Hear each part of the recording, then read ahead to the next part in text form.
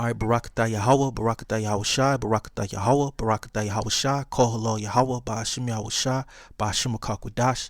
Double honors to the elders and apostles, a great millstone, and double shalom to you brothers that's pushing His word in truth and sincerity. All right, here's another video. The topic was speaking on prophecy and doctrine, okay? Because according to Isaiah 8:20, and it reads, to the law and to the testimony, if they speak not according to this word, it is because there is no light in them. All right, because if they're not speaking to the law and to the testimony, okay, which we receive through the doctrine of Yahweh Ba'ashim Yahweh Shah, which that doctrine is prophecy. All right, prophecy means to say before. That's the spirit of Yahweh Shah, okay, according to right here in Revelation 19:10, okay. All right, the testimony of Yahweh Shah, okay, is the spirit of prophecy. All right, now the word for testimony, okay, in the Hebrew, we'll go into the Hebrew and we'll look it up in the Greek. The word for testimony, that word is, I believe it's tha'ai wa da, okay. All right, and tha'ai wa da. All right, and that reads testimony, a testament, confirmation, okay. And our testimony and our confirmation is that the mark of the beast is the RFID microchip, okay. That's part of the testimony. That is part of the doctrine of Yahweh Ba'ashim Yahweh Shah. That's part of the patience and faith of the saints, because this thing has to happen. Because when that happens, all right, the people that take that microchip are going to be tormented, okay, in the midst of the angels and the Lamb, okay, which is Yahweh Shah. And that's around the time when Babylon the Great, or America, is destroyed. All right, so you would be compelled to speak on it, okay, because that's part of the law and the testimony, okay, because the Most High told us not to take it. So that was a decree, that was a law that was put into place, that was a law that was implemented, okay, and we're going to go into it. But Isaiah 8:20 says, to the law and to the testimony, if they speak not according to this word, it is because there is no light in them, okay. And so you're going to have many men, not just the man that's on the hot seat for speaking this, but you're going to have many people that have no light, okay, because they don't have the law and the testimony, all right, to speak, okay, and to show that light, to bear forth that light. Verse 21, it says, and they shall pass through it hardly, be stead and hungry, and it shall come to pass that when they shall be hungry, they shall fret themselves and curse their king and their God and look upward. Yeah, because they serve another God. They're not serving Yahweh Ba'ashim Yahweh Shah with not having the doctrine of prophecy in the law and the testimony, okay. They speak according to another power, okay, and another hierarchy. All right, verse 22, and they shall look unto the earth and behold trouble and darkness, dimness of anguish, and they shall be driven to darkness, okay. And that's the prophets that are going to be driven to darkness because they have no light in them. And they're going to look to the earth when all hell breaks loose and that microchip is actually implemented, okay, and they're going to look, they're not going to be able to receive light, all right, because it's not in them. All right, Romans verse 16 and 17, and this is why men have to be called out when they don't speak according to the doctrine of Yahweh Ba'ashim Yahweh Shah. This is Romans 16 and 17. It says, now I beseech you, brethren, mark them which cause divisions and offenses contrary to the doctrine which ye have learned, and avoid them, okay. So we believe that we have the doctrine of Yahweh Ba'ashim Yahweh Shah. Part of that doctrine, okay, is teaching the prophecy of the microchip, which is in Revelation 13 and 16, and the judgment for them that take that microchip, okay. Now Yahweh Shah, when he spoke to the masses of people, he spoke to them in parable and in doctrine, and part of the doctrine was prophecy, okay. Now here's an example right here of him speaking to a multitude of people. This is Mark 4 and 1. It says, and he began again to teach by the seaside, and there was gathered unto him a great multitude, so that he entered into a ship and sat in the sea, and the whole multitude was by the sea on the land. And he taught them many things by parables, and said unto them in his doctrine, okay, he spoke unto them in his doctrine, All right, and then it goes into, if you can continue to read on down, it goes into the prophecy, all right, which was spoken in a parable of the sower, okay, and the seeds, and some that fell by the wayside. All right, and that's why you have an example, okay, of men that's teaching otherwise, okay, according to the doctrine of Yahweh Bashim Yahushua, because part of that is men that have heard the word and men have fallen off from hearing the word, all right, and fallen from the truth of hearing the word, okay, because men are going to be enticed, all right, in certain occasions, especially coming down to when Esau turns up the heat, all right. But there's the parable of the sower, you know, about the seeds. Some fell by the wayside. That's a prophecy, okay, and it was spoken in parable of the doctrine of Yahweh Shah, all right. This is, and you know what? And it's another prophecy. The Lord doesn't want everybody to get this thing, man.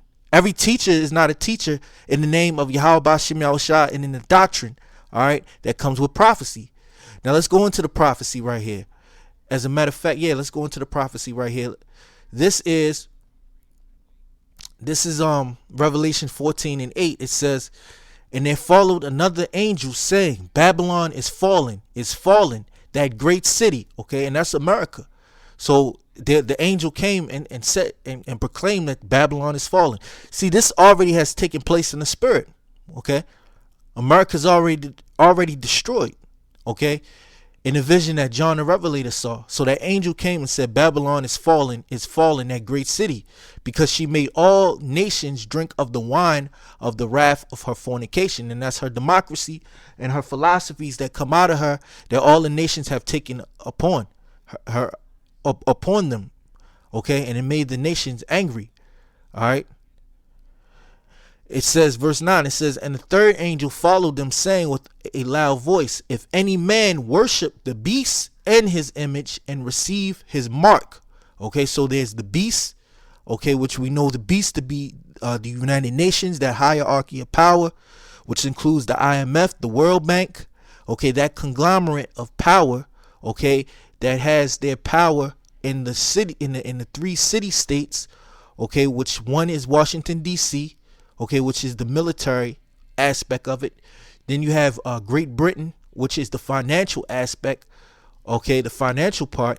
And then you have the what do you have? You have the Roman, the Vatican, which is the religious part. That's a part of the beast, okay, infrastructure. That's a part of the image of the beast, okay. But the image of the beast comes with the mark, okay, which is the RFID chip. All right, which is the microchip, which is going to be a system, a financial system, okay, and it's going to be on the lines of blockchain, okay, that type of technology, okay, where you're not using paper currency anymore. Now you have the euro. Right now you have the euro, okay, and then you have the eurozone. Then you have the British pound, okay, and you have the American dollar. These are currencies that's made up, okay, with the that coincides with the beast, all right. But the mark, okay, is going to come out of the beast, all right. Now if you take that mark, okay, verse 10, it says, the same shall drink of the wine of the wrath of Yahweh, which is poured out without mixture into the cup of his indignation, all right, the cup of his indignation, which is the cup of his righteous anger, all right. It says, and he shall be tormented with fire and brimstone in the presence of the holy angels and in the presence of the Lamb. So in the presence of the angels and in the presence of the Lamb, fire and brimstone is going to torment them, okay, that receive that mark, receive that microchip, okay, and basically bow down to the image of the beast. All right, verse 11, it says, and the smoke of their torment ascended up forever and ever. And they have no rest day nor night who worship the beast and his image, and whosoever receiveth the mark of his name. Here is the patience of the saints. So this is the patience of the saints. Okay, so if this is the patience of the saints, of course we're going to speak about it and we're going to be waiting for it. All right, the patience of the saints is to see this, to see the smoke, okay, of their torment, the people that take that microchip ascending up into heaven forever and ever.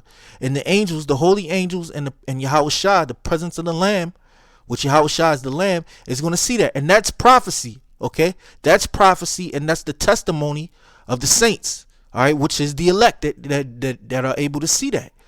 If you want to speak about that, you can go to matter of fact, let's go to Psalm 91 real quick.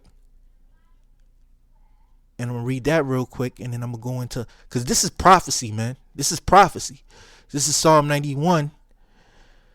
And I'm going to start at 1, read down real quick. This is Psalm 91 and 1. It says, he that dwelleth in the secret place of the Most High shall abide under the shadow of the Almighty. I will say of the Lord, he is my refuge and my fortress, my power, in him will I trust. Surely he shall deliver thee from the snare of the fowler and from the noisome pestilence. He shall cover thee with his feathers, and under his wings shalt thou trust.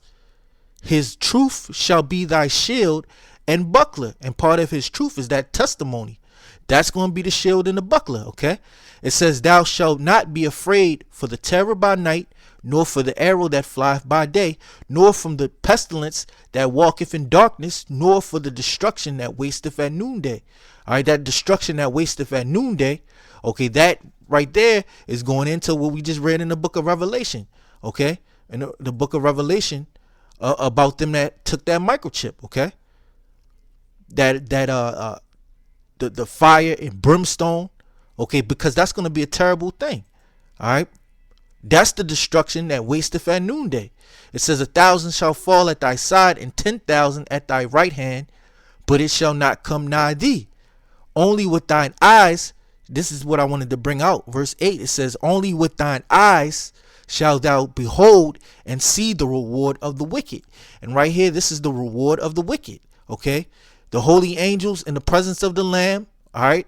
And the smoke of their torment ascended up forever and ever, and they have no rest day nor night who worship the beast and his image. And the beast, okay, who worship the beast in their image, when America's destroyed, that's going to be 2/3 of our people, okay, that have been slated to die in the nuclear missiles, that have taken that microchip, that worship the image of the beast because they were distressed and they didn't have the faith in the Lord.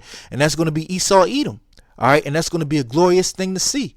Because in the chariots with the Lamb, Yahushua is going to see it, the holy angels and the men that have been delivered, the saints, which this vision, okay, is for the patience and the faith of the saints that have believed. All right. So back to Psalm 91 and 8, it says, only with thine eyes shalt thou behold and see the reward of the wicked. And that's the reward of the wicked. And if you're a prophet of Yahweh B'Shem Yahushua, and you have the doctrine of Yahweh B'Shem Yahushua, which was left from generation to generation. Now let's get that real quick. Okay. This is Sirach 24 and 17. It says, he maketh the doctrine of knowledge appear as the light. Okay. And this is the doctrine of knowledge. All right. The understanding of the vision of what's to come, the prophecy. All right. The doctrine of knowledge appear as the light and as Gion in the time of vintage. The first man knew her not perfectly, no more shall the last find her out.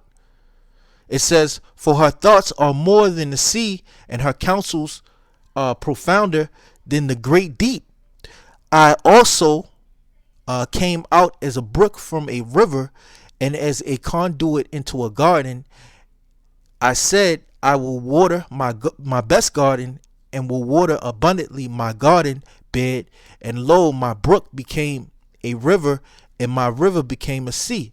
This is verse 32. That's what I wanted to bring out. It says, I will yet make doctrine to shine as the morning, and will show forth her light afar off. I will yet pour out doctrine as prophecy, and leave it to all ages forever. And that's what is happening. The Lord put the spirit, okay, on men to write this thing down, okay, to pour out this understanding, this teaching, all right, this doctrine, okay, that has been poured out as prophecy, and leave it for all generations, okay. And we're the generation that have the understanding of what's to come.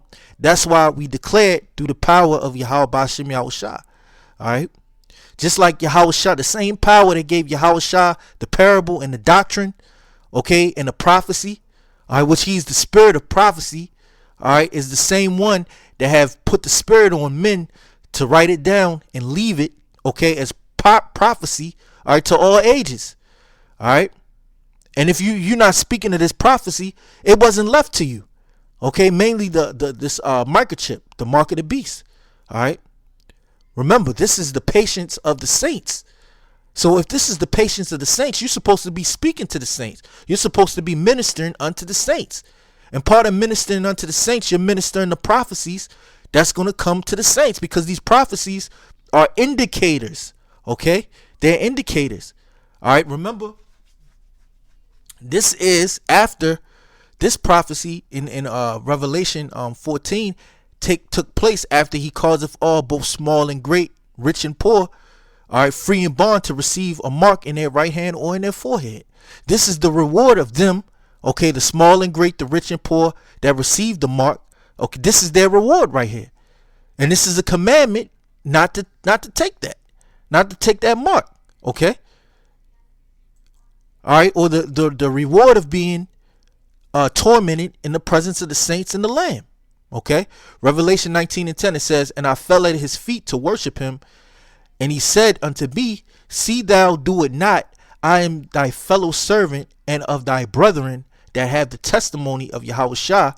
Worship Yahweh, for the testimony of Yahushua is the spirit of prophecy. Okay, so the testimony of Yahushua is the spirit of prophecy. We're supposed to worship the Heavenly Father.